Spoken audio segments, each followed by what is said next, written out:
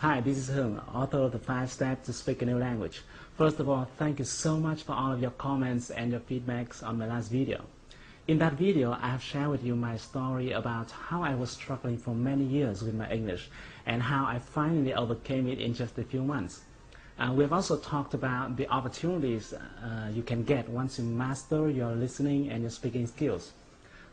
We talked about the working opportunities you can absolutely apply to all those multinational corporations out there looking for candidates in Asia. We talked about the learning opportunities. You have chances to learn from the best gurus in the world. The only thing you need is that you must be able to hear and understand what they say. We talked about the business opportunities. The business world is now flat, and you are free to join the global market, to search for customers, your suppliers, your partners around the world. And today, by watching this video, you can understand more in details about how you can really master your English in a short period of time. Well, what do I mean by short period of time? I'm not talking about years. I'm talking about months. It might be 8 or 9 or 10 months. I can't say exactly how long because it also depends much on you. But some of my friends and my students were able to do it in 5 or 6 months.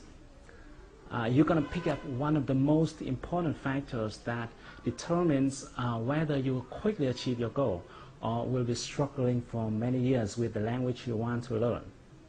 Let me start with a question. What do you think is the most important thing when it comes to learning a new language? Let's pause for a few seconds and really think about it. What do you think? Well, there's not a single answer for this question, but when it comes to language, most people must agree with me that vocabulary is at the top of the priority list. Without vocabulary, you definitely can't hear, you can't speak. You're still able to communicate a little bit without grammar or with poor pronunciation, but you can do nothing without words. Because essentially, language is formed by words and the way they're put together logically. But have you ever asked yourself how many words you will have to learn? Or how many words are there in English? I know that most people don't make this question because people just start right away without realizing how far they have to go and how long it will take to get to the end of the road. And that is not really good when you have a long journey.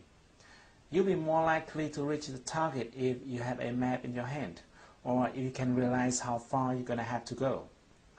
Now let me tell you, if you take a look at a dictionary, you'll find that an average one may contain 100,000 words. A bigger one may have 200,000 or 300,000 different words. And I have another question for you. How many words you can learn and remember each day? Given the fact that you learn them and then you forget them, right? You learn and you forget. So how many words do you think you can learn and remember each day? Now let me assume that you can learn and remember 20 words per day. And this is not a bad number at all. To get 300,000 words, you're going to have to learn continuously in 15,000 days, which equals 41 years. Well, it sounds scary, doesn't it? But just calm down.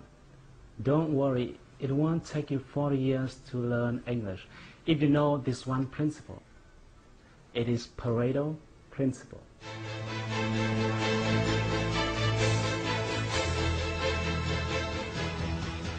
Even though you could have heard about it before, but let me give you a very quick review. Things in our world are arranged by an interesting rule, which is called the 80-20 rule. This was found by an Italian economist named Vilfredo Pareto. That's why it is also called the Pareto principle. In the beginning, he observed that 80% of the lands are owned by 20% of the population. And then he found that this number is true in many other fields as well. For example, 20% of the workers may produce 80% of the result. or 20% of the customers may bring in 80% of the revenue, or 20% of the features normally cause 80% of the usage, and so on. In fact, the rate 80 per 20 is rather a symbol than an exact number. In many cases, it could be 90 per 10 or 95 per 5.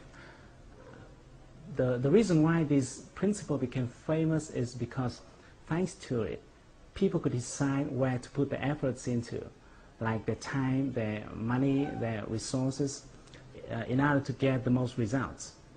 And the great thing is that this principle is also true in learning a new language.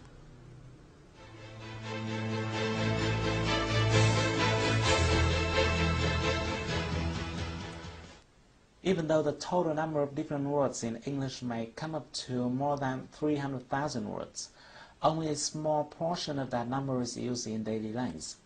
As early as the 1930s, George Zip has found what people now call Zipf's law. He researched various languages, including English, and he found that each word has a different frequency of occurrence. In English, for example, the word "the" tops the frequency ranking with 7.5%, the word "of" following with 3.5%, and so on. Amazingly, just 130 words make up 50% of occurrences. Other studies show that Americans use somewhere from 2,500 to 3,000 most common words in their daily lives.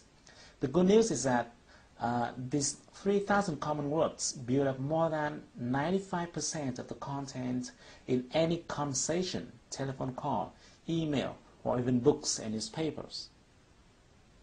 In other words, instead of learning more than 300,000 different words, you can focus on 3,000 most common words but still understand 95% of all conversations, emails, newspapers, and books. These most common words belong to what we call the core vocabulary. Some linguists believe that the core vocabulary should contain 4,000 instead of 3,000 words. Others think it should be 2,000. But to me personally, I think the exact number is not very important, because the bottom line here is that you will be able to master your new language by focusing on this core vocabulary. When I share this finding to my friends and my students, some of them ask me, what happens if I still want to learn every word because I want to understand 100% of the content? Well, if you have the same question, let me tell you the following 3 points.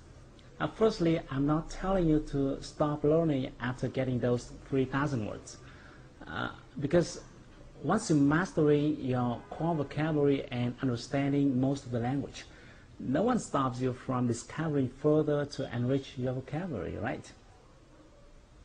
The point here is, which side do you want to focus on first? Do you want to spend years focusing on 297,000 uncommon words to understand 5% of the language? Or do you want to spend a few months focusing on the 3,000 most common words to get 95% of the language? And secondly, another reason for you to focus on the core vocabulary is that in order to remember and be able to use a specific word, you will have to be exposed to that word at least several times. Many linguists believe that a person will need to get exposed to a certain word from 5 to 10 times to master it. And that's why it's not a good idea to spread your efforts unfocusedly. And finally, let me tell you, 95% is fine. It's fine. Think about it. Getting 95% of the content is similar to getting 19 words of every 20 words. Let me give you an illustration. If you pick up a page from a newspaper or a book written in your mother tongue, like this one. This is a page I copied from VN Express, and then I tried covering one word every 20 words. Every 20 words, I covered one word. Let's try reading through it. Try it. Can you almost get the whole meaning? It is okay, right? That's why I said 95% is already fine. And if you notice, even when you're speaking in Vietnamese with someone living in another location, you may not understand everything if that person is using local glossaries. And what would you do if you don't understand one word or another? You would simply ask, what? Or what do you mean by, or things like that. It happens all the time in communication, even in your mother tongue. And in the last minute of this video, let me tell you my little secret. Actually, I don't know many words. I can't tell you exactly how many English words I know, but I'm quite sure that I don't know more than 300,000 words. But I can speak English quite freely, as you see I'm doing right now.